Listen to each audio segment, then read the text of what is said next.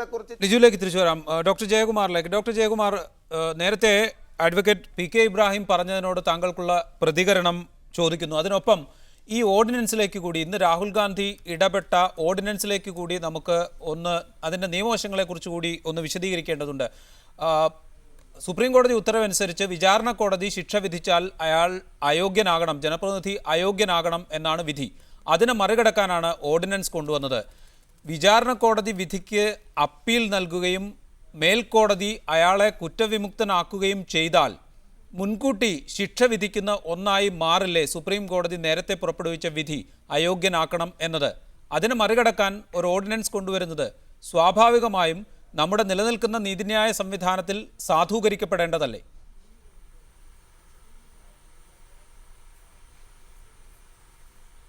ഇന്നിവിടെ നമ്മൾ ചർച്ച ചെയ്യേണ്ട രണ്ട് വിഷയങ്ങൾ ഒരെണ്ണത്തിനെ കുറിച്ച് ഞാൻ മനഃപൂർവ്വം ഒരു പരാമർശം നടത്താതിരുന്നതാണ്.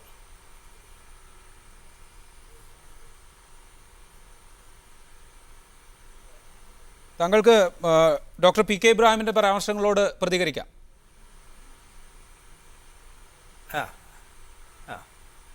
ഞാൻ തുടക്കത്തിൽ തന്നെ പറഞ്ഞൊരു കാര്യമുണ്ട്. അത് നമ്മുടെ തിരഞ്ഞെടുപ്പ് പ്രക്രിയ സ്ഥാനാർത്ഥി കേന്ദ്രീകൃതമല്ല, വ്യക്തി കേന്ദ്രീകൃതമല്ല. രാഷ്ട്രീയ പാർട്ടികളെ ആധാരമാക്കിയാണ് ഈ തെരഞ്ഞെടുപ്പ് പ്രക്രിയ മുഴുവൻ വിഭാവനം ചെയ്തിട്ടുള്ളതും നടപ്പിലാക്കിക്കൊണ്ടിരിക്കുന്നതും. അതുകൊണ്ട് തന്നെ ഒരാൾ വോട്ടവകാശം വിനിയോഗിക്കാതെ ആരും സ്വീകാര്യരല്ല എന്ന് പറഞ്ഞ് പിന്മാറുമ്പോൾ അദ്ദേഹം ഈ സ്ഥാനാർത്ഥികളെ നിരാകരിക്കുകയാണോ, ഈ രാഷ്ട്രീയ പാർട്ടികളെല്ലാം പാടെ നിരാകരിക്കുകയാണോ എന്നുള്ള കാര്യം അവ്യക്തമായി തന്നെ തുടരും. ഇത്തരം കാര്യങ്ങളെല്ലാം പരിഗണിച്ച ശേഷം മാത്രമേ ഇതുപോലെ പരിഷ്കാരം കൊണ്ടുവരാൻ സാധിക്കൂ. ഇതൊന്നും പരിഗണിക്കാതെ ഒരു ഹർജിയിൽ വാദം കേട്ടതിന് ശേഷം സുപ്രീം കോടതി ഇത്തരത്തിലൊരു തീരുമാനത്തിലെത്തുക എന്ന് പറയുമ്പോൾ അത് നടപ്പിലാക്കുന്നതിന് വളരെ ബുദ്ധിമുട്ട് വരും. അതിൻ്റെ പ്രത്യാഘാതങ്ങൾ, അതായത് ഇപ്പോൾ നമ്മുടെ വ്യവസ്ഥയിൽ ഇപ്പോൾ 15-20% കിട്ടിയൊരു സ്ഥാനാർത്ഥിക്ക് വിജയിക്കാൻ സാധിക്കും. അപ്പോൾ ഈ 20%-ത്തേക്കാൾ കൂടുതൽ ആളുകൾ ആരും സ്വീകാര്യരല്ല എന്ന് പറയുമ്പോൾ ആ അസ്വീകാര്യതയ്ക്ക് നമ്മൾ ഒരു പ്രാധാന്യവും കൊടുക്കാതെ മുന്നോട്ട് പോയാൽ അതുകൊണ്ടെന്താ അർത്ഥം? അതുകൊണ്ട് അതിനെന്താ പ്രാധാന്യം? അപ്പോൾ ഈ വിധി കൊണ്ട് നമ്മൾ എന്തെങ്കിലും നേടുന്നുണ്ടോ, അല്ലെങ്കിൽ ഇത്തരം ഒരു പരിഷ്കാരം കൊണ്ട് നമ്മൾ വാസ്തവത്തിൽ? Doctor Jayakumar, CP നാരായണനിലേക്ക്. CP Narayanan, ഇവിടെ 1961 ഇത്തരത്തിലൊരു ചട്ടം കൊണ്ടുവന്നത് ജവഹർലാൽ നെഹ്റുവാണ്. അതിനുശേഷം ഏതാണ്ട് അരനൂറ്റാണ്ടോളം കഴിഞ്ഞു പോയിരിക്കുന്നു. ഈ അരനൂറ്റാണ്ട് കാലമായിട്ടും നിഷേധ വോട്ടിന് വേണ്ടി തുറന്നിട്ട ഒരു ചട്ടത്തിന്മേൽ യാതൊരുവിധ പുരോഗതിയും, നിയമനിർമ്മാണപരമായ പുരോഗതിയും ഉണ്ടാവാതിരുന്നത് കൊണ്ടല്ലേ ഇന്ത്യൻ രാഷ്ട്രീയം ഇത്രമാത്രം മലീമസമായത്? ഇതിനെതിരെ ഇടതുപക്ഷമെങ്കിലും ക്രിയാത്മകമായ ഒരു ചുവടുവയ്പ് നടത്തേണ്ടിയിരുന്നതല്ലേ? ഞങ്ങൾ ഇതിൽ ഈ തിരഞ്ഞെടുപ്പ് നിയമത്തിൽ മാറ്റം വരുത്തണം, പ്രാതിനിധ്യ നിയമത്തിൽ മാറ്റം വരുത്തണമെന്ന് പല കാലങ്ങളിൽ ഞങ്ങൾ ആവശ്യപ്പെട്ടതാണ്. പക്ഷേ അത് ആവശ്യപ്പെടുമ്പോൾ ഇപ്പോൾ സുപ്രീം കോടതി ചെയ്ത പോലെ എന്താ സുപ്രീം കോടതി ചെയ്തത്?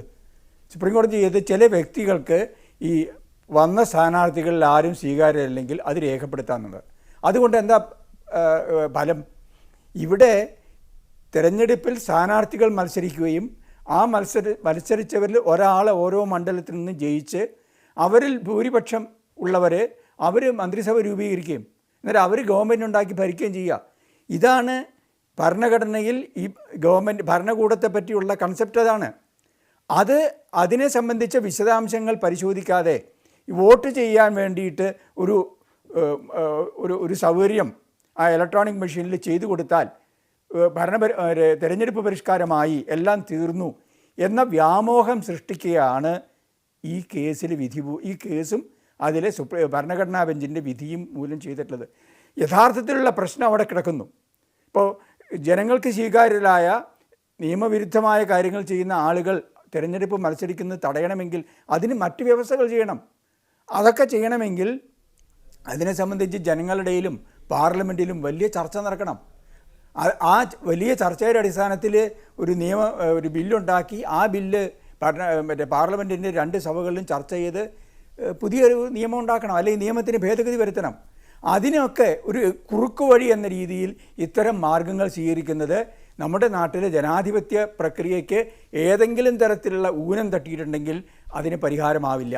സി പി നാരായണൻ, തിരിച്ചു താങ്കളിലേക്ക്. അഡ്വക്കേറ്റ് പി കെ ഇബ്രാഹിമിലേക്ക്. അഡ്വക്കേറ്റ് പി കെ ഇബ്രാഹിം, ഇപ്പോൾ ഇവിടെ സി പി നാരായണൻ ചൂണ്ടിക്കാണിച്ചതുപോലെ സമഗ്രമായ ഒരു പരിഷ്കരണത്തിന് വേണ്ടി ശ്രമിക്കുക, അതിനുള്ള ശ്രമങ്ങൾ ഇല്ലാതിരിക്കുകയും അതിനെ ഒരു പരിധിവരെ തടയിടും വിധത്തിലുള്ള ഇടപെടലുകൾ ഉണ്ടാവുകയും ചെയ്യുന്നു എന്ന് വേണമോ നമ്മൾ കരുതാൻ? സമഗ്രമായ പരിഷ്കരണത്തിന് ആക്കം കൂട്ടുന്നതാണ് ഈ ജഡ്ജ്മെൻ്റ് കൊണ്ട് ഉദ്ദേശിക്കുന്നത്. സുപ്രീം കോടതിയെ സംബന്ധിച്ചിടത്തോളം ഇത്തരത്തിലുള്ള പരാമർശങ്ങൾ നടത്തുമ്പോൾ അത് ഭരണത്തിൽ ഇരിക്കുന്നവരെയും അതുപോലെ തന്നെ നിയമങ്ങൾ ഉണ്ടാക്കുന്നവരെയും അത് ചിന്തിക്കുവാൻ അത് കാരണമാകും. ഇപ്പോൾ ഈ ഒരു വിധിയെക്കുറിച്ച് നമ്മൾ പറയുന്നു. സുപ്രീം കോടതിയുടെ മുമ്പിൽ ഒരു പ്രശ്നം വരികയാണ്. അതായത് ഇവിടെ നമുക്ക് അവൈലബിളായ കാൻഡിഡേറ്റിനെ റിജക്റ്റ് ചെയ്യാനുള്ള ഒരു അവകാശം, is it not part of the right to vote of an individual എന്ന് ചോദിച്ചു കഴിഞ്ഞാൽ സുപ്രീം കോടതി is bound to answer that question. Yes, your right to vote for include your right to vote against. ആ ഒരു ആസ്പെക്റ്റാണ് supreme കോടതി ഇവിടെ പറഞ്ഞത്. ഇനി ഈ ഇലക്ഷനിൽ ഇതുപോലെ റൈറ്റ് ടു വോട്ട് എഗെയിൻസ്റ്റാണ് കൂടുതൽ വരുന്നത്, നിഷേധമായ വോട്ടുകളാണ് ഏറ്റവും കൂടുതൽ വരുന്നത് എങ്കിൽ അതിൽ നിന്ന് മനസ്സിലാക്കേണ്ടത് അവിടെ അവൈലബിളായ ആ കാൻഡിഡേറ്റ് ആരും ഇതിന് അർഹരല്ല എന്നുള്ളതാണ്. ഇവിടെ ഒരു കാര്യം പരാമർശിക്കുകയുണ്ടായി. രാഷ്ട്രീയ പാർട്ടികൾ മാത്രമല്ല ഇവിടെ മത്സരിക്കുന്നത്, സ്വതന്ത്ര സ്ഥാനാർത്ഥികൾ ഇവിടെ മത്സരിക്കാൻ അവർക്ക് അവകാശമുണ്ട്, അവരും മത്സരിക്കുന്നുണ്ട്. ഒരു പൗരനെ സംബന്ധിച്ചിടത്തോളം ആ കോൺസ്റ്റിറ്റ്യുവൻസിയിൽ അവൻ ഈ ഏതെങ്കിലും ഒരു പെർട്ടിക്കുലർ രാഷ്ട്രീയ പാർട്ടിയെ പാടെ നിഷേധിക്കുകയോ പാടെ അംഗീകരിക്കുകയോ ചെയ്യുന്നില്ല ഒരു കാൻഡിഡേറ്റിന് വോട്ട് ചെയ്ത മൂലം. അപ്പോൾ അതുകൊണ്ട് രാഷ്ട്രീയ പാർട്ടിയുടെ പ്രസക്തിയെ അല്ല ഒരു ഇലക്ഷനിൽ ചോദ്യം ചെയ്യുന്നത്, മറിച്ച് ആ കാൻഡിഡേറ്റിൻ്റെ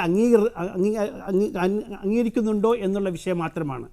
ആ കാൻഡിഡേറ്റിന് ഒന്നും അർഹരല്ല എന്ന് നിഷേധിക്കുമ്പോൾ ഈ പറയുന്ന രാഷ്ട്രീയ പാർട്ടികൾ കുറെ കൂടി ഉത്തരവാദിത്വത്തോടു കൂടി തന്നെ കാൻഡിഡേറ്റ്സ് നിർത്താൻ നിർബന്ധമായി തീരും. Doctor Jayakumar, P K Ibrahim സൂചിപ്പിച്ചത് പ്രസക്തമായ കാര്യങ്ങൾ തന്നെയാണ്. ഒരാൾ വോട്ട് ചെയ്യാൻ തീരുമാനിക്കുന്നതിന് പിന്നിൽ, ഒരു വ്യക്തിക്ക്, ഒരു സ്ഥാനാർത്ഥിക്ക്, ഒരു രാഷ്ട്രീയ കക്ഷിക്ക് വോട്ട് ചെയ്യാൻ തീരുമാനിക്കുന്നതിന് പിന്നിൽ നിരവധി കാരണങ്ങൾ ഉണ്ടാകും. അയാൾ വോട്ട് ചെയ്യാതിരിക്കുന്നതിന് പിന്നിലും, അത് വ്യക്തിക്കാവട്ടെ അയാൾ പ്രതിനിധീകരിക്കുന്ന രാഷ്ട്രീയ കക്ഷിക്കാവട്ടെ, അതിന് പിന്നിലും നിരവധി കാരണങ്ങൾ ഉണ്ടാകും. ആ കാരണങ്ങളെ കണ്ടെത്തുക, ആ കാരണങ്ങൾ രേഖപ്പെടുത്തുക എന്നുള്ളതാണോ പ്രധാനം? അതോ ഒരു വ്യക്തിയുടെ മൗലികമായ അവകാശം, വോട്ട് എതിരായോ അനുകൂലമായോ രേഖപ്പെടുത്താനുള്ള അവകാശത്തെ കാത്തുസൂക്ഷിക്കലാണോ?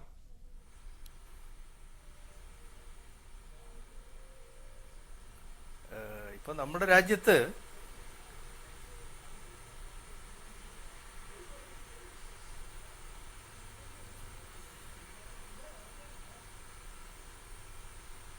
പറയൂ ഡോക്ടർ ജയകുമാർ. ഇപ്പൊ നമ്മുടെ രാജ്യത്ത് വോട്ട് ചെയ്യാനുള്ള അവകാശം ഒരു മൗലികാവകാശമല്ല എന്ന് ദയവായി മനസ്സിലാക്കണം. അപ്പൊ അതുകൊണ്ട് തന്നെ ഇതൊരു മൗലികാവകാശമാണെന്ന് ഒരു മുൻവിധിയോടുകൂടി നമ്മൾ ഇതിനെ സമീപിച്ചിട്ട് കാര്യമില്ല. വോട്ട് ചെയ്യാനുള്ള അവകാശം ഒരു നിയമം നൽകുന്ന ഒരു അവകാശം മാത്രമാണ്. അത് ആ നിയമം പറയുന്ന രീതിയിൽ വിനിയോഗിക്കപ്പെടേണ്ട ഒരു അവകാശവുമാണ്. ഇപ്പോൾ വോട്ട് ചെയ്യാനുള്ള അവകാശം പോലെ തന്നെ ചെയ്യാതിരിക്കാനുള്ള അവകാശം ഈ വിധി ഇല്ലെങ്കിലും നമ്മുടെ രാജ്യത്ത് നിലവിലുണ്ടല്ലോ. വോട്ട് ചെയ്യാൻ പോകാതിരിക്കാം, വോട്ട് ചെയ്യാൻ പോയി ആർക്കും വോട്ട് ചെയ്യുന്നില്ല എന്നുള്ള കാര്യം രേഖപ്പെടുത്തി മടങ്ങി വരാം, ഇതൊക്കെ ചെയ്യാം. പക്ഷെ ഇപ്പോൾ ഇവരാരും സ്വീകാര്യരല്ല എന്നുള്ളൊരു പുതിയ ബട്ടൺ കൂടി വയ്ക്കുന്നതോടുകൂടി എല്ലാ പ്രശ്നങ്ങൾക്കും പരിഹാരമായി, അല്ലെങ്കിൽ അതെന്തോ ഒരു വലിയൊരു മാറ്റം സൃഷ്ടിക്കുന്നു എന്നുള്ള ധാരണ അത് ശരിയാണെന്ന് എനിക്ക് തോന്നുന്നില്ല.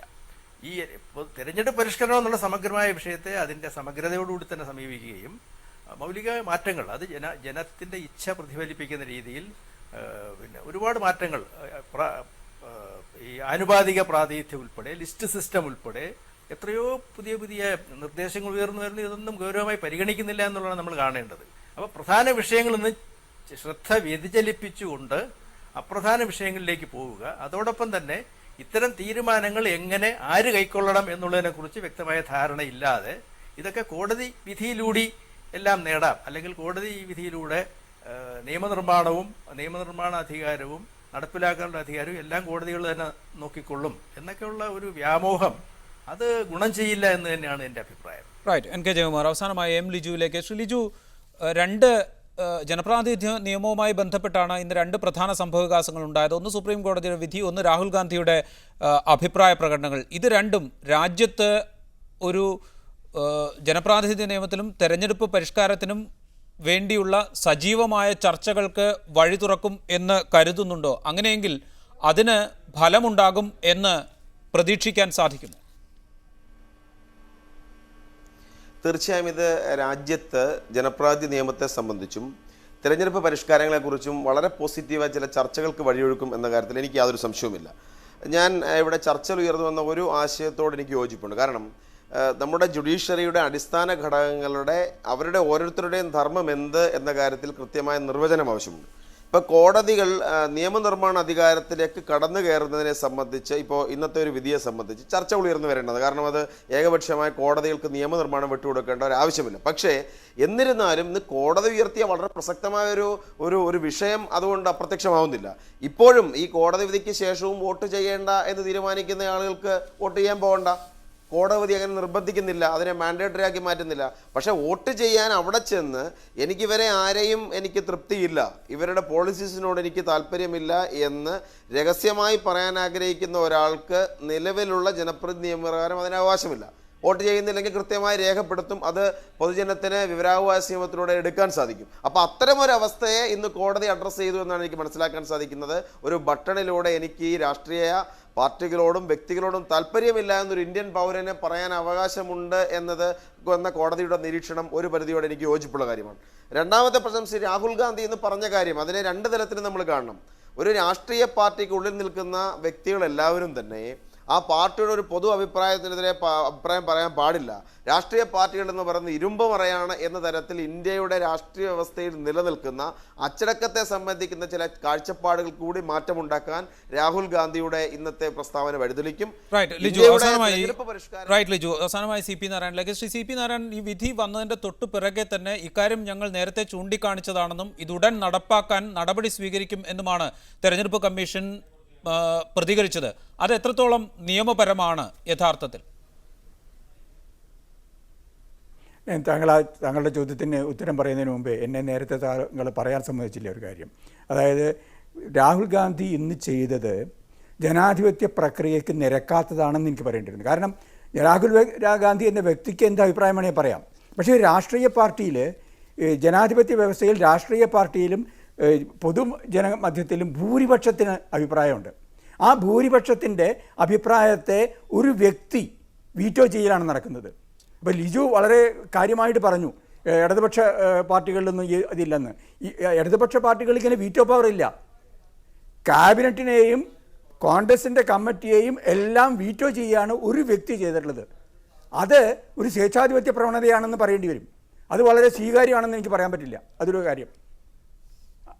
മറ്റേ താങ്കൾ ചോദിച്ചോ രണ്ടാമത്തെ ചോദ്യം എന്തായിരുന്നു? തെരഞ്ഞെടുപ്പ് കമ്മീഷന്റെ പ്രതികരണത്തെക്കുറിച്ചാണ് ചോദിച്ചത്. തെരഞ്ഞെടുപ്പ് കമ്മീഷൻ കൃത്യമായി പ്രതികരിച്ചിരിക്കുന്നു. ഇക്കാര്യം ഞങ്ങൾ നേരത്തെ പറഞ്ഞതാണ്, അതുകൊണ്ട് വരുന്ന 5 നിയമസഭാ തെരഞ്ഞെടുപ്പുകളിൽ തന്നെ ഇത് നടപ്പാക്കാൻ നടപടി സ്വീകരിക്കും എന്നാണ് തെരഞ്ഞെടുപ്പ് കമ്മീഷൻ പ്രതികരിച്ചത്. അത് എത്രത്തോളം നിയമപരമാണ്? അല്ല അതിപ്പോൾ മറ്റേ സുപ്രീം കോടതി പറയുമ്പോൾ അവരെ അനുസരിക്കാൻ ബാധ്യസ്ഥമാണ്. അല്ലെങ്കിൽ അത് കോടതി അലക്ഷ്യമായിട്ടൊക്കെ വരാം. മറ്റേ ഇപ്പോഴത്തെ നിയമത്തിൽ തന്നെ ഈ ഏത് വ്യക്തിക്കും തങ്ങൾ ആർക്കും വോട്ട് ചെയ്യുന്നില്ല എന്ന് രേഖപ്പെടുത്താനുള്ള അവകാശമുണ്ട് എന്ന് പറയുന്നുണ്ട്. പക്ഷേ അത് വേണമെങ്കിൽ ചെയ്യാം. പക്ഷേ ഞാൻ നേരത്തെ പറയാൻ ശ്രമിച്ചത്, ശ്രീ ജയകുമാരും ഒക്കെ പറയാൻ ശ്രമിച്ചത്, അത് മറ്റേ തെരഞ്ഞെടുപ്പ് നിയമത്തിലുള്ള ഇന്നുള്ള പോരായ്മകളോ അതിലുള്ള തകരാറുകളോ ഈ സ്ഥാനാർത്ഥികൾ സ്വീകാര്യമല്ലാത്തതോ ആയ പ്രശ്നങ്ങൾക്ക് ഇത് പരിഹാരമാവുന്നില്ല എന്ന് മാത്രമല്ല അത് ഒട്ടേറെ പുതിയ പ്രശ്നങ്ങൾ ഉണ്ടാക്കുന്നുണ്ട്. കാരണം നേരത്തെ ഇബ്രാഹിമൊക്കെ പറഞ്ഞതുപോലെ ഈ വേണ്ട എന്ന് പറയുന്ന ആ ഒരു കാര്യത്തിനാണ് ഏറ്റവും കൂടുതൽ വോട്ട് കിട്ടുന്നതെങ്കിൽ അപ്പോൾ ഈ വോട്ട് പിന്നെ ഏറ്റവും അധികം വോട്ട് കിട്ടിയ ആളെ ആ മണ്ഡലത്തിൽ നിന്ന് തിരഞ്ഞെടുക്കാമോ തുടങ്ങിയ കാര്യങ്ങൾ എല്ലാം ഒരുപാട് പ്രശ്നങ്ങൾ പുതുതായി ഉയർത്തുന്നുണ്ട്. അത് സുപ്രീം കോടതിക്കോ ഏതെങ്കിലും കോടതിക്കോ പരിഹരിക്കാവുന്നതല്ല. അത് പാർലമെന്റിനെ ചെയ്യാൻ പറ്റുള്ളൂ. ഇപ്പോഴത്തെ നിയമത്തെ ഭേദഗതി ചെയ്യണം, അതാണ് വേണ്ടത്. Shri C P Narayanan, doctor KN Jayakumar, M Liju, advocate PK Ibrahim, വളരെയധികം നന്ദി ഈ ചർച്ചയെ സമ്പന്നമാക്കിയത്.